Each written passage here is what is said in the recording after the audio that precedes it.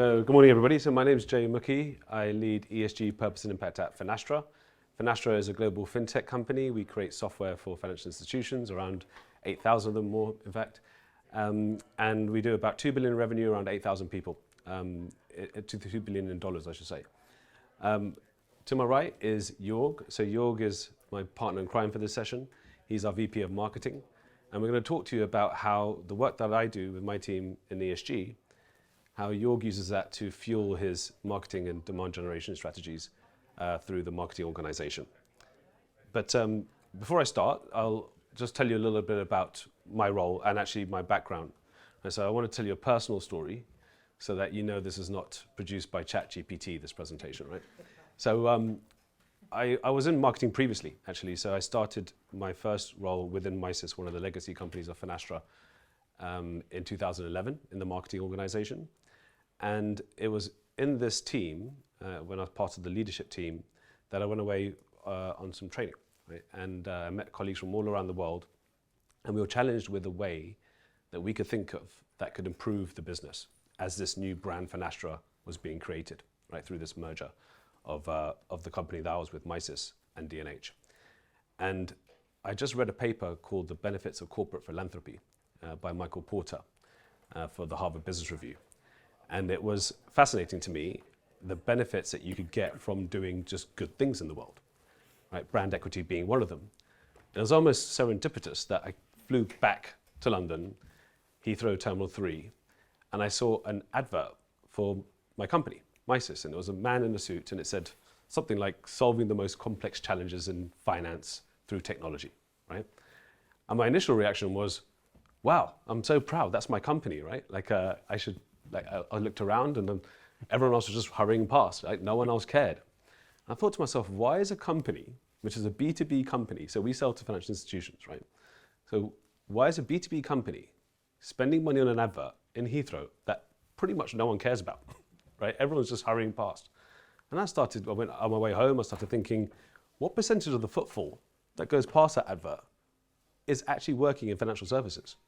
And even those that are, right? How does it change the way they feel about my brand, my company? And then I thought, let me do some investigative work. So I went back to London, to the office, spoke to our director of brand, and I tried to get an understanding of how much we were spending on these adverts in the New York subway, airports, newspapers, wherever it was, right? And we were spending in the millions, right, as a B2B brand. And so this gave me the idea to repurpose that budget to create a program around what was initially corporate social responsibility. And I put forward a proposal for how we could leverage the talent, the technology, and the ecosystem that we have at the company to do well by doing good. And it started with coding classes for local school children from our developers. It was working with social mobility charities to get minority groups into internships and mentoring programs. Tree planting through volunteering, all these types of things, right? And I put these ideas forward, got it approved by the leadership team, and then went to the board to get it funded and resourced. And the last slide of my deck at this board meeting, with all these operating principles from my parent company, was a list of candidates that could come into the business and run this corporate social responsibility strategy that I had no experience in. I'd read one paper, looked at some research, right? And one of the operating principles that I knew, he said, but why do we need to meet anyone? You're going to do all this, right? And I was like, well, no, I'm in your marketing organization. I'm on a good track. I'm being mentored by the CMO. It's fantastic. I'm really enjoying it. And they said, no, the only way we do this is if you personally do this. This is all your ideas, right? And so in 2017, I took on that role permanently as one person within the business. It was a startup mentality. I had 40 people around the organization that I convinced to join me on the journey, and they all had what was then CSR objectives, so volunteering hours, fundraising targets, etc. that we started, and this just took off, right? I call it 1,000 flowers blooming, right, all around the organization, and what started to happen was people started to take photos of these coding classes, of these tree planting activities, of fundraisers they were doing, check donations, putting it on social media and hashtagging Life at Finastra, doing well by doing good, making an impact or whatever it was. And our employees were doing so much for the brand on these external channels that it got me thinking that, I've sold this strategy on improving brand equity just like the corporate advertising was doing, right? But to a better extent by doing well, by doing good. But I could also see there was higher employee engagement. We were attracting the best talent. People were coming in for interviews saying, well, we saw this on your LinkedIn feed, and we just love the fact that you care about the environment, that you care about investing in youth, that you care about financial education, right, as an organization. And so this was really the beginning of it. And I ran that for 3 years as a corporate social responsibility strategy, grew the team, grew the impact.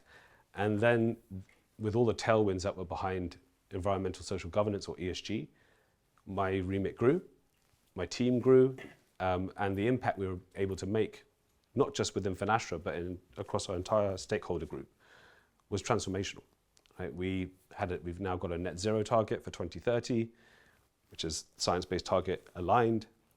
We have, reduced our carbon emissions considerably. We've reduced the cost structure of the business as a result.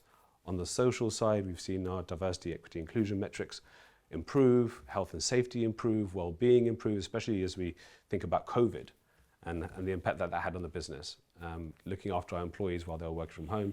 All of these things came under the E and the S of ESG. And then corporate governance, right, which we manage with our legal team and risk team. But all of these things really started to have an impact in the market. And when Joerg came to me and he said, Jay, I've got these ideas for how we can leverage what your team is doing, all this wonderful doing well by doing good work. I think customers really care about it. And we started to think about not only ESG as a risk framework, as it's traditionally created. So how do I keep my brand off the front page of the news for the wrong reasons? We engage in modern slavery, or we have been fined for these corruption charges, or whatever it is. That's ESG as a risk framework, right? That's what most companies do very well in terms of reporting disclosures. What we started to think about was, how do we use ESG as a value creation strategy, as a framework for value creation? So for example, we make software for banks, right? Retail banks, Lloyds, HSBC, Barclays, are all our customers, right? Now, you heard earlier on the panel, people talking about, is purpose-driven marketing saturated, right? It's not. I can tell you that for sure. There are so many challenges that we have ahead of us that we've actually created for ourselves. Climate change, poverty, hunger, the Sustainable Development Goals, right? I don't know if you're familiar with those.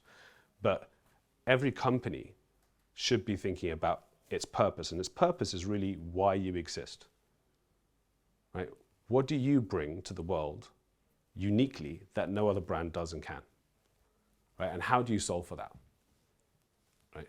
So for us, it's, how do I get Joerg a loan for solar panels and a battery system, or an air source heat pump, or an electric car, based on his spending on petrol and diesel, based on his spending on electricity, gas, right? All of these things. So we can use something called open banking, right, to understand Joerg's spending behavior, because everything he does is through the banking system.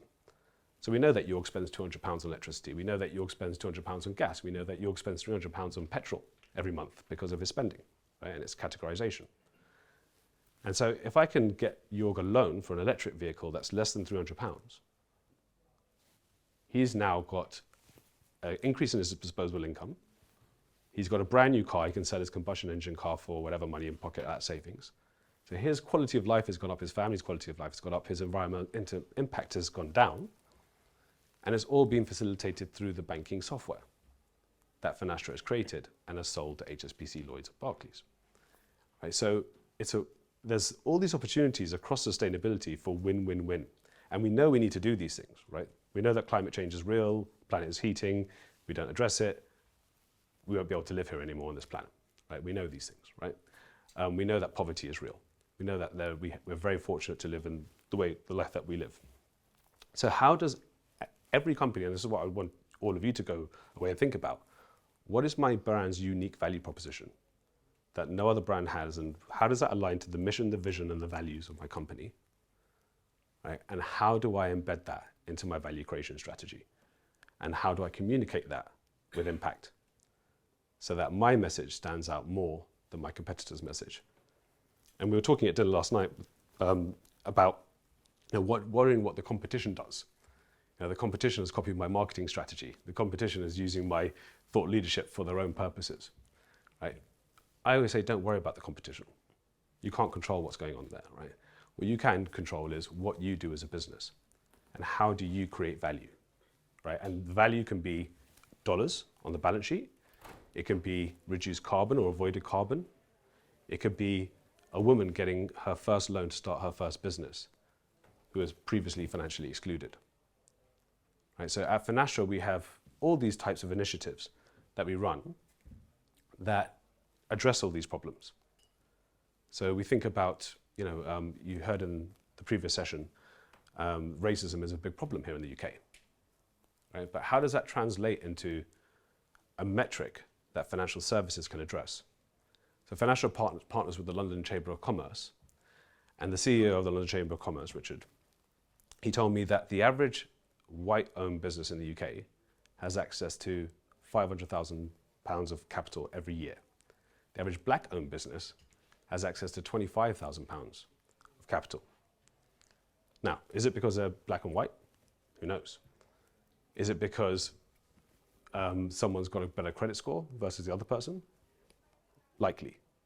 Right? Is it because one person has access to a network and an understanding of how financial systems and services work, and has therefore been able to grow to a point where they can access £500,000 of capital versus a person who never had access to that network? There are so many factors, right? But one thing we can do as a technology company, what we're uniquely placed to do, is to identify algorithmic bias in the credit decision factor making, right? And identify it, notify the bank that that has happened, and then correct for it. Give them an opportunity to correct for it. So that's what the technology can do. So the broader problem is a whole range of issues. But what can the technology solve for, and how can Joerg communicate that through what was then our Open by Default campaign, which was research that we commissioned around inequity in financial services? And how can Joerg use that in his marketing to our largest accounts, our very smallest accounts, to prospects, existing customers, etc., to improve the brand recognition of Finastra? So these are some of the channels and programs that we've run. And Joerg is going to talk, I think, a little bit about the marketing tactics specifically, because I know that this is a marketing conference. So you want to understand exactly what he's done and how he's done it. But it spans across pretty much every aspect of marketing, whether it's internal communications, external communications, whether that's PR, thought leadership, web, whatever it is. There's always an opportunity. And I'll end with one last story before I hand over to Joerg, which was an internal communications strategy around our net zero commitment. Right, so we said we're going to be carbon net zero by 2030. A salesperson in Florida picked it up, read it, thought this might be interesting to a bank I'm pitching to called Climate First Bank, which was a environmental mission-driven bank. Right? He was third in the process in terms of price, quality of software versus our competitors. And he said, Jay, would you mind having a conversation with the CEO, tell them about our net zero commitment, how we're getting there, what we've done so far. And I had that conversation. They went from third to second. Then it was between us and one other competitor who was cheaper, had more modern technology, right? Then we had a conversation with the board, iterated the same point. We went from second to first, won the deal. Right, so this is, what we call close won revenue in a situation where we didn't even have a chance, and it started with an email to our employees talking about how we care about the environment and what we're doing to help it. Right, and so I'll end there and hand over to Joerg, and he's going to tell you about all the juicy details in marketing. Thanks, Jay. I need to correct you. Nobody has more modern tech than we have. All right, good. So before I start, as that session is called, Doing Well by Doing Good. We didn't come up with that. We are not smart enough and elaborate enough. It's actually a quote, and my favorite quote from our CEO, Simon Paris. He says it all the time. It's really our North Star. And that's why initiatives like that work. Yeah, he takes it seriously. Like when Jay comes to a board meeting, presents the ideas, things happen. And if we come up with new ideas, new initiatives, banking the unbanked, financial education, the coding session with kids, really the board supports it with budget, with headcount. So I think it's really, really good that it's not just talk. Yeah, we really walk the talk in that regards. Just wanted to say that. Now, I mean, obviously it's great that we have all those great initiatives, all those great projects, but it's also important to talk about it, right? It's always important to do good things, but you should also talk about it.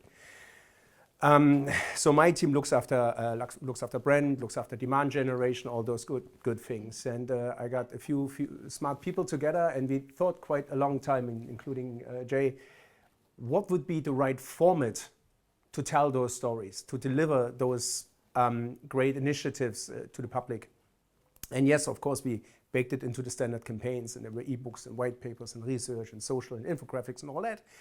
But we said we need something better, and the best way to really tell a story is a movie, right? Is to do what Netflix is doing, is what Disney is doing, right? Is a movie with a right script, with a right storyline, and that's what we said, that's the format, how we gonna promote those initiatives. And we really wrote scripts, yeah, we really looked at movies, how our story is being told, and we invested in high value production. Yeah, not cheap, with an iPhone, proper video production, going to a class that is learning how to code, or going to a school class that is learning that's getting financial education. Yeah, so format, what's the right format? It's movies or video production. Second question we asked ourselves, what's the right channel? So if we invest all that money into great video content, where do we put that video content? Obviously, it would be YouTube, right? There's a channel already. Everybody has access. Problem with YouTube is people get distracted by cat content. Competitors are there. You can't place cookies, really. You don't see what users are doing. You really don't control the digital journey. So we said we need to invest. Again, coming back to our North Star, that's why it worked. We need to invest in our own streaming channel. And we built Finastra TV, right? If you Google it, you will find it, Finastra TV. And we really followed the Netflix approach. We got different series, like Stranger Things. We got the Green Lending series. We got an ESG series. We got a payment series. Each series consists out of a number of episodes. And each year we launch a new series. Yeah? And we really follow the approach with Netflix. The new Green Lending series is out. You get push notification because there's a user profile. You get, when you come to the page, a recommendation based on your viewing behavior. There's new content available. So when you watch an ESG video, you come back, you will find the recommended session, new ESG content. Yeah, so it's great because we own the digital experience, the digital journey.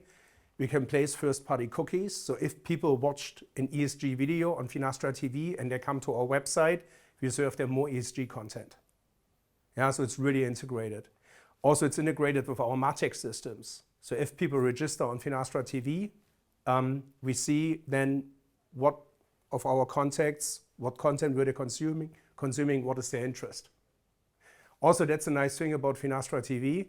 You don't sign up for a webinar or you don't sign up for an ebook. You sign up for a channel which has now over 80 video productions for all kinds of different content in the industry. So you have a lot of motivation to do that. So that's why we said we need our own channel and that content needs to sit there. The third question we ask ourselves is, what's the right cadence? You know, how often do we have to produce content to keep people engaged? And we have pretty much like a media company approach. We look at the content consumption, which content worked well, was consumed a lot. Then we produce a new series or new episodes. We said we need to have a content schedule laid out for the next 3 quarters where we understand what content is going to be produced, and then a promotion for over a year. Yeah, obviously you can promote a series. Hi. Oh, 5. Okay. You can promote a series But in the series, you can then go ahead and promote individual episodes, and each episode you can slice down into individual pieces to put it on social media. So we have those great initiatives, that's the most important thing, but we got an innovative concept to talk about it, which is video content, and we store it on the channel, and we have the right cadence in place. I believe if you bring all of that together, it really makes a difference. One last thing I'd like to say, which I believe is really important. You should not make, or we hopefully didn't make the mistake to say, okay, this is an ESG campaign and we promote it as an ESG content thing, and over there we do a product campaign or a pain point campaign or whatever it might be. It should be one, because exactly what you said from Climate First Bank is the case. Your clients or our clients are not necessarily interested in each level of a feature or a function, but if they are interested in climate change, yeah, in reducing their carbon footprint, and they see, oh, there is actually a company based in London that is having a serious agenda, then it will have an impact on their buying decision. And it's not based on feature and function, it's based on this approach, doing well by doing good. That's why it needs to be blended, that's why we blend it in all the campaigns we are running.